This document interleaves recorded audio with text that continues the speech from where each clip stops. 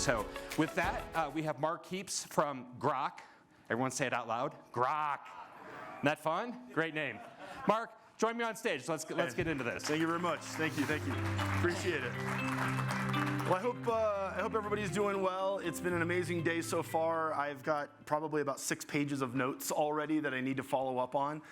So it's really exciting to be here, and thank you to KPMG leadership and teams actually for inviting Groq to be here. So many of the sessions so far have been really relatable for me. Everything from Salim's talk earlier all the way through to what we just heard from Reverberation. So I'm not your typical looking executive that you would see at most companies. I'm a bit of a polymath. I play 14 instruments. I work in tech and AI, but I have a degree in fine art and a minor in theater. So I'm a bit of a Fruit Loop, as my kids would say.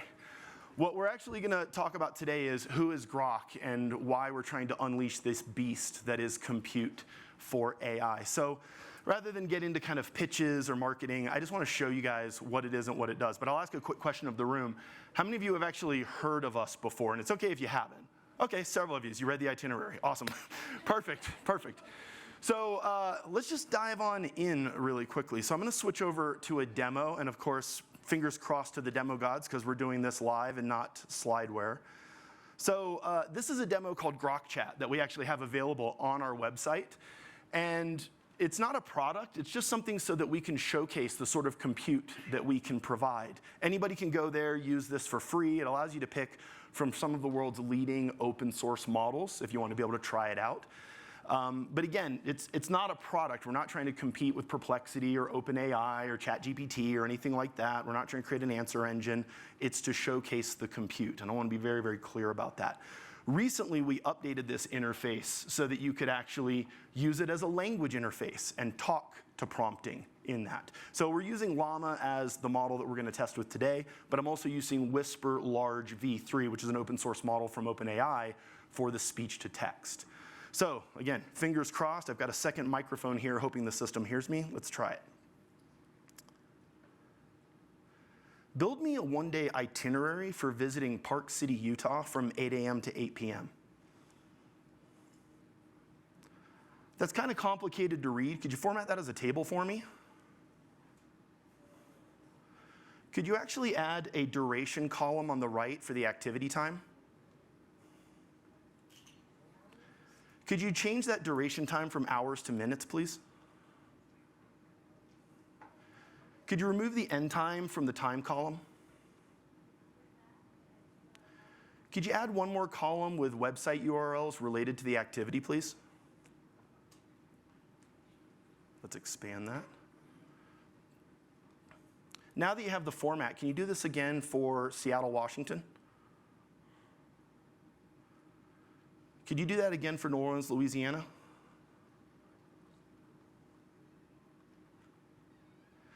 Can you go ahead and format that as a .csv so I can import it into Excel? Okay, I think you guys get the point.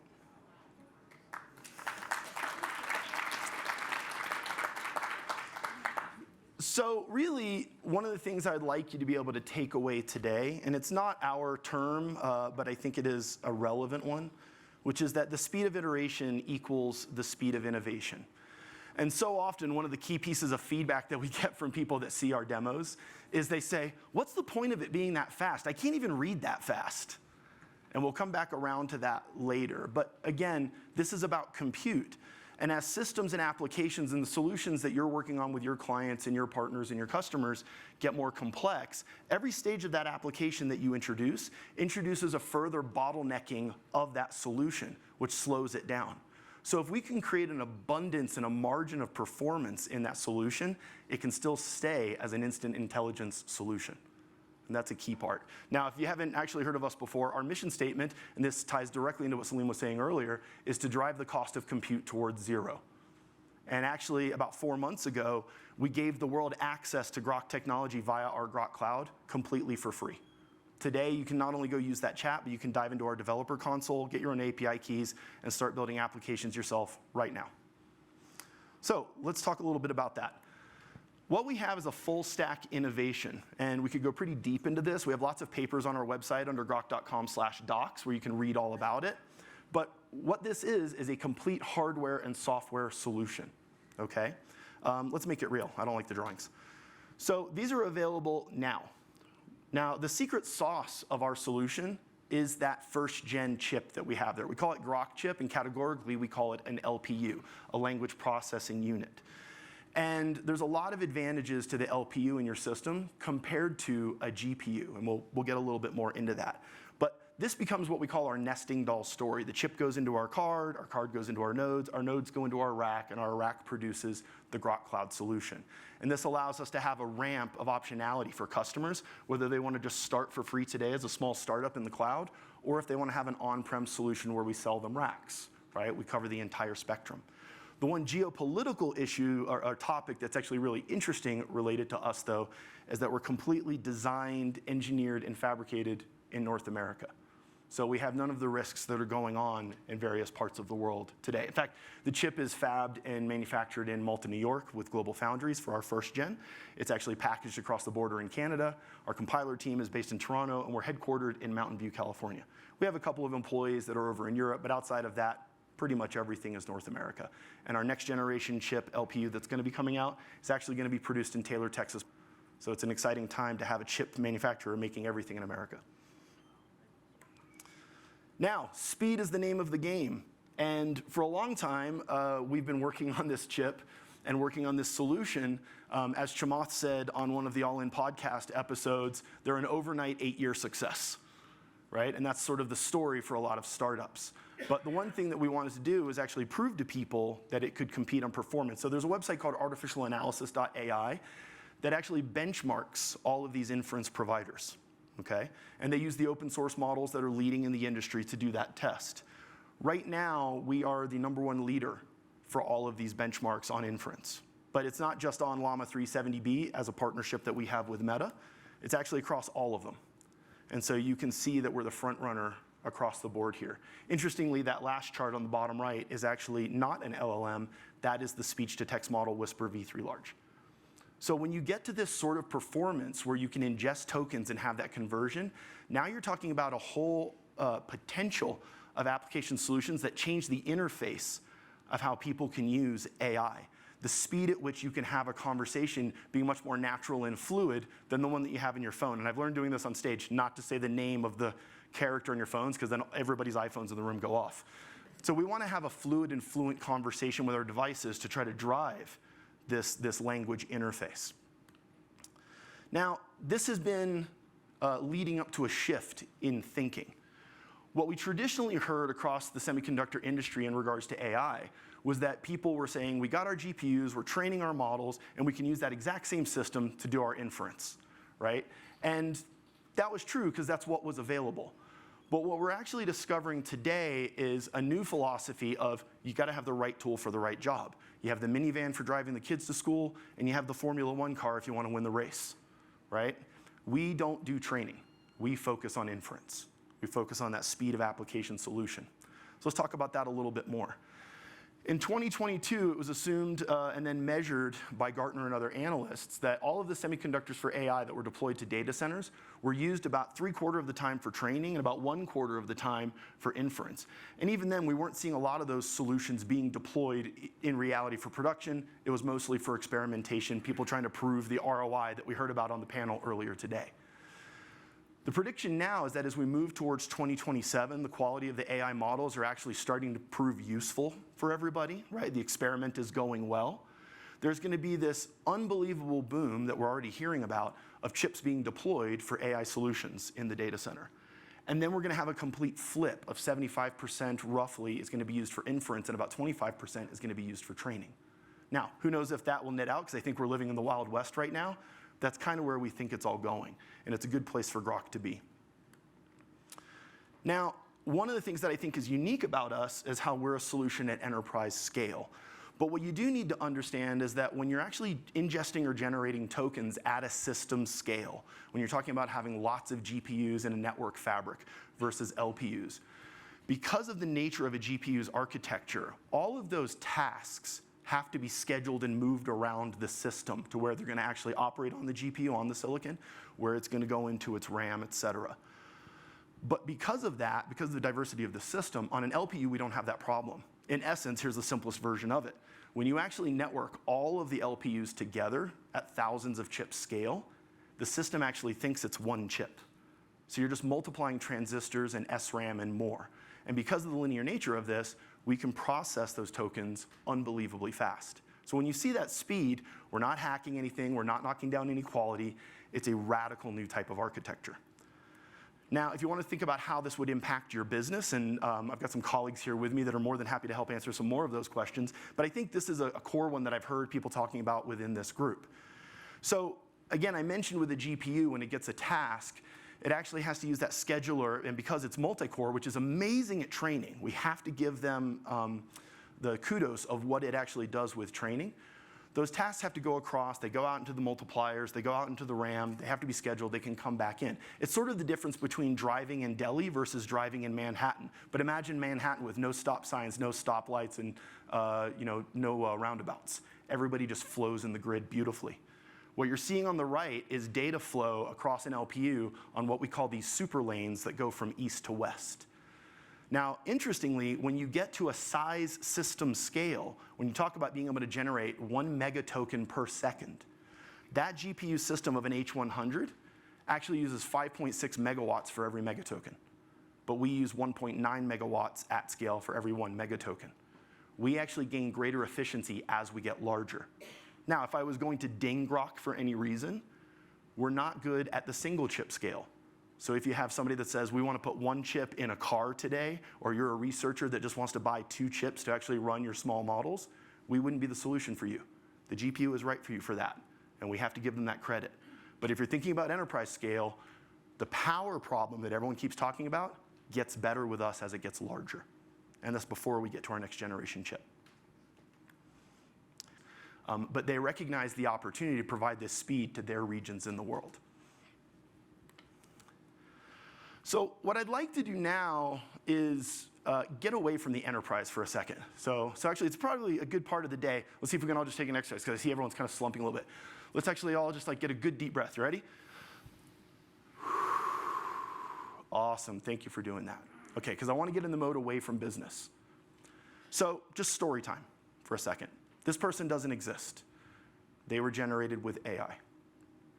Okay. I'm going to show you a fun project that we built with one of our interns.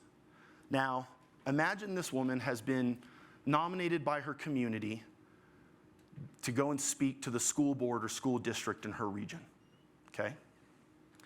They have real concerns in their area about a growing situation of mental health concerns related to students. So think about people struggling with anxiety, people struggling with depression, so on and so forth. Now, I was an educator for 7 years. Like I said, I've jumped around a fair bit. I can tell you, if you've ever worked with a school board or a district, they set their budget once a year. They maybe visit it once or twice more throughout the year. And to try to implement any major solution usually takes a year or more. It's pretty slow. Imagine being the community of parents, teachers, and students that say, hey, we see a problem and it's getting worse. So what if right now, today, in this room, we could not globally solve the problem, but we take a Silicon Valley technology kind of approach to these more cultural situations? What if we could rapid prototype a solution that we could offer the world right now? So let's take a crack at that. So I'm going to switch over to a demo that a 19-year-old intern on my team who's about to start at Stanford, great kid by the name of Ben Klieger, he built something called Infinite Bookshelf. So this is Infinite Bookshelf. I've got an API key that we get for free from Groq. And in the area of what we want the book to be about, I say mindfulness for kids. Actually, I'll switch back so you guys can see the prompt if anyone's interested. This is, if you're into prompt engineering, this is what I wrote. Okay, so make the book instructional with recipe-like formats, demonstrating techniques to help kids aged 8 through 16 to manage their emotions by practicing mindfulness. Include a chapter describing it, provide practical examples, make it easy to read for teachers and parents and kids, and help them have a conversation about emotions and mental health. So let's do that. Now, I'm going to hit generate. We're going to pray to the demo gods it works. And watch the scroll bar on the side if it actually shows up. You guys see it getting smaller? This is running through a dev environment called Streamlit. And you can see the tokens being generated there in real time. Now I want to describe what's happening very quickly. This is a very simple, but I'm sure many of you have heard this topic, a multi-agent or agentic workflow. So what you're just seeing happen in real time is it talks to Llama 3 70B, the larger foundational model, to architect the book based on that prompt. It tells it what the chapters should be structured like, what the table of contents should be, some formatting for how you would follow the prompt guidelines like bullets and recipes, etc. And then because we have the ability to use a smaller model that can operate faster, and more importantly for those of you interested, more affordably at the cost per token, use the smaller model to actually write the book. So it just gets the instruction from the larger model and the architecture. Now it's been running for a second here, so I'm just going to start scrolling so you guys can see what it produced. Look at the scroll bar on the side. Dealing with anger. My 15-year-old needs that one. Mindful walking. Eating mindfully. You know what? This is a lot. What else did Ben add in here? I'm going to say end generation and download book. Okay, so it's processing up there. We're going to say download PDF.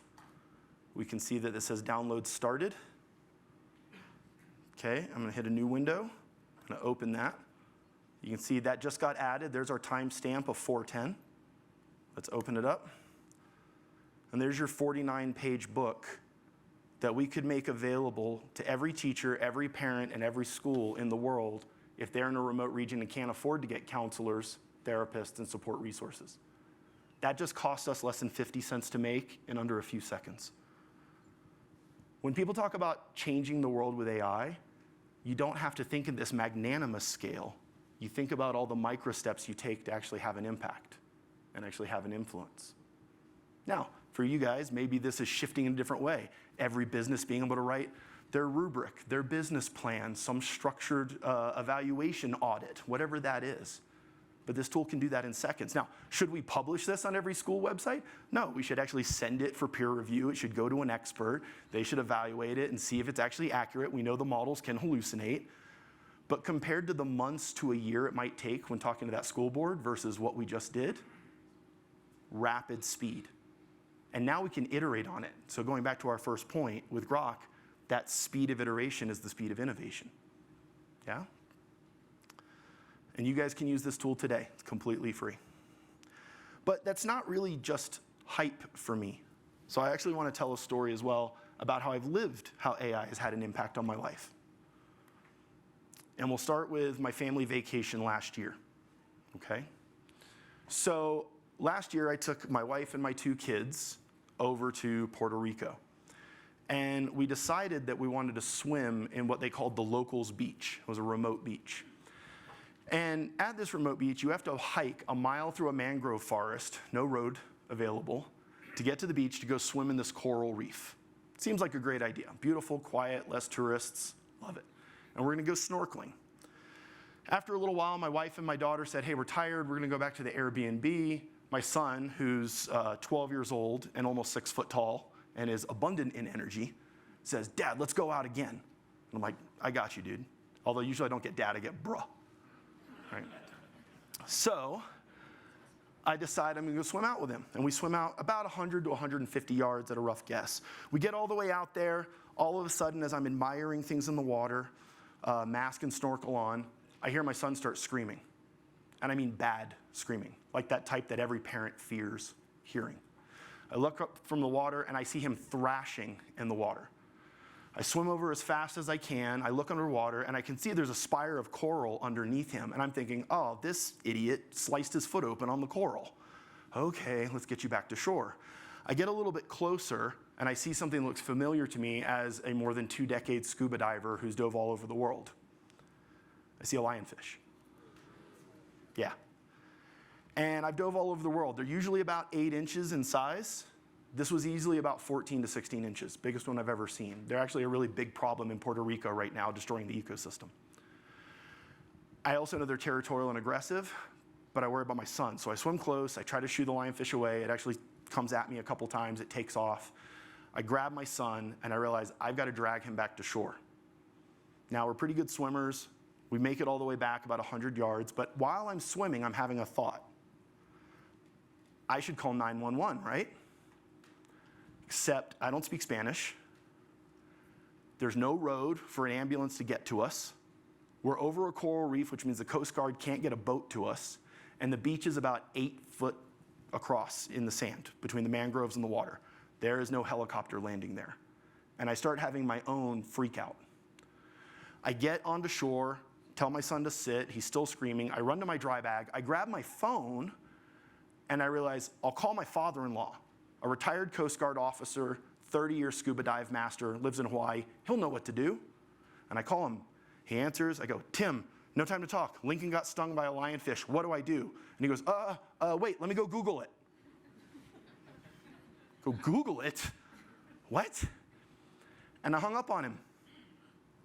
And I grabbed my phone, and I loaded up our demo. This was Llama 2 at that time. Oh, it says video cannot be loaded. Uh-oh, we're having a web issue. I'll go to the still. And I actually asked it, what do I do if I'm stung by a lionfish and it seems like it's an emergency? And it actually gave me about a 14-step path to follow to check if he was going to be okay. It told me first to make sure there were no splines left in the puncture area. I found 2 around the knuckles of his toes. I removed them. The next thing it said was, do not rub the area. You'll spread the venom around and make it worse. Didn't do that. It said, now check for any allergic reactions anywhere, swelling, heat, rash, anything. I checked that. It then said, put him back in the water. It actually will help. Salt water, not fresh water, right? For whatever reason, that works. So I shove him back in the water, and I monitor him for about 10 minutes. Seems like he's going to be okay. So I load up what seems like the world's largest Yoda on Luke Skywalker's back, and I hike through the mangrove forest for a mile. Call my wife, her and my daughter meet us, we get him back to the Airbnb, we apply some medicine, we get some allergy meds, which it also had in the instructions, and we apply some rash cream just in case. He was fine. But imagine calling 911, first trying to figure out you need translation, and then the usual, what's your name? What's your number? Where are you at? It's kind of stressful, right? So in that instant, I lived how AI, as a digital assistant, and if we could have the ubiquity of AI everywhere in the world, how it might change everything. But that's going to take a massive amount of compute to do that globally. And that's going to be a big concern for power efficiency, and it's going to be a big concern for applications that require speed at every stage of the application. That's what Groq is attempting to solve. So with that, I will just say that we're really excited to be here. We're really excited to learn more from everybody at KPMG. We want to learn about the things that you're working on, and we're here to answer your questions. But I would promote, if you have developers you're working with, go to groq.com, jump on our cloud solution, see what you can build. And if you have any application you know that have been built using OpenAI with ChatGPT, it is a simple 3-word replacement to actually get it to launch on Groq. It takes seconds. So you can see how it compares for yourself. And with that, thank you guys very much. Right. Come sit. Mark, who knew we were going to get so much practical advice today? So I think all of us, when we saw the book example, right, and your real world story, my initial reaction is both amazed and horrified, right? Sure. Which I think is a common reaction. We're going to talk a little bit more about that tomorrow. But the speed of iteration equaling that speed of innovation and bringing that cost to zero has really big implications to the people in this room. So how are you guys thinking about that? What's kind of the timing, your predictions on what that looks like over the next couple of years? Well, I mean, like we've heard from all of the incumbent and legacy providers' earnings calls, right? It's a huge opportunity, and nobody actually has the capacity to meet the demand right now. So it's our first charter. In fact, we had an all-hands meeting earlier today, and our CEO was telling everybody, look, we've got to step this up to another gear. But as of right now, we actually are deployed in, I believe, 5 data centers, and we're onboarding customers right now as a part of an early access program. But the one thing that we're balancing with is giving that access to the developer community and onboarding those customers. And that's actually strategic. Although we could, obviously turn on more revenue today by bringing on more customers. If you think about the scale of what's going to happen in the market, we currently have roughly 370,000 developers building on Groq, and there's about 70,000 active API keys and applications running on our systems. think about the scale of all those solutions that are being developed right now. That's going to benefit people like you because they're open sourcing that. So when you have a client that says, is there an AI out there that does this? There's about 70,000 of them you can look at on Groq, right? And that gives you a pretty healthy library. So that's the focus right now of how we can serve. Okay, awesome. Look, I know we're short on time. Maybe I'll ask one other quick question. You made a point on the Made in America. You know, can you just maybe give us a few minutes on why that's so important? You know, I think first and foremost, it's actually just a very direct thing from our CEO. He has had that directive for the company from day one, from when I first met him. And so we've worked very close with the public sector to let them know what we're doing at every single stage. So the supply chain looks strong, the cost will be very, very competitive, and we don't have any of the geopolitics to worry about.